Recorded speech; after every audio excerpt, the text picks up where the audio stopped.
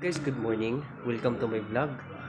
Ayan guys, so sa video na to ay papakita po sa inyo kung ano po yung mga violation ko. Okay, so yun guys, panoorin niyo po.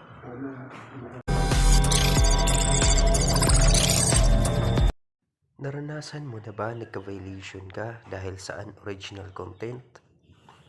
For today's video guys, para po ito sa mga hindi pa nakaranas ng violation about ng unoriginal content. So sa akin guys, ipapakita ko po sa inyo kung ano po yung mga violation ko. So punta po tayo dito sa Facebook. I-click po natin yung professional dashboard. At swipe up natin. At i-click natin itong monetization. Ayan.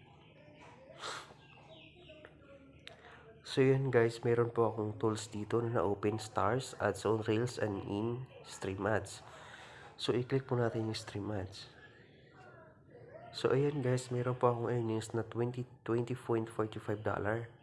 So ngayon, nagka-restricted ako guys dahil po sa unoriginal content.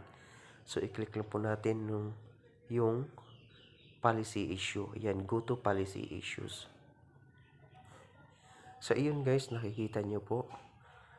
Restricted monetization.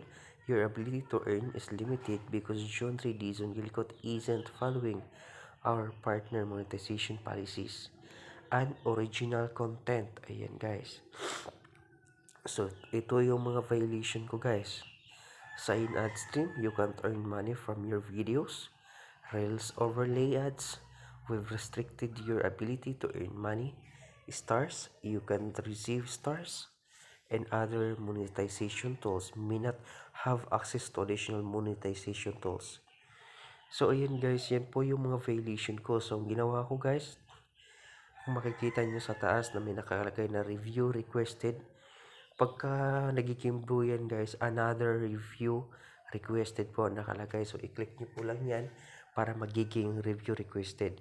So maghihintay lang po kayo ng 2 to 3 days in the business days para po ma-review ni Facebook yung violation mo.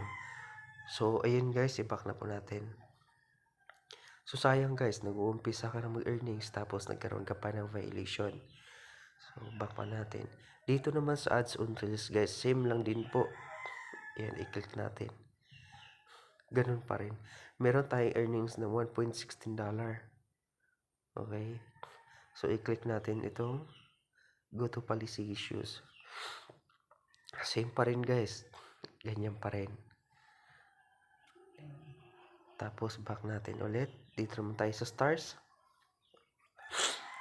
So ayan, sa stars natin wala naman sa atin nagsisend. So ayos lang kasi kung may magsisend, masasayang nun din dahil hindi natin marireceive. So ayun lang guys, sa mga gusto lang pong malaman para makaiwas din po sa mga violation about dito. Unang-una po, huwag po kayong mag-upload ng mga videos na hindi mismo sa inyo. Kailangan yung mga videos ay purong inyo po talaga na wala siyang halo. Kailangan puro po sa inyo. At unang-una po, bawal din po ang magkaroon ka ng videos na merong watermarks. Kasi isa din po yan dahil masyadong mahigpit na po ngayon si Meta.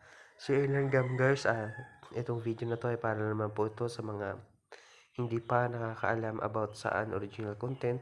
At kung ikaw ay alam mo na, so pwede ka na mag-skip sa video na to. So maraming salamat guys, and God bless po sa inyong lahat.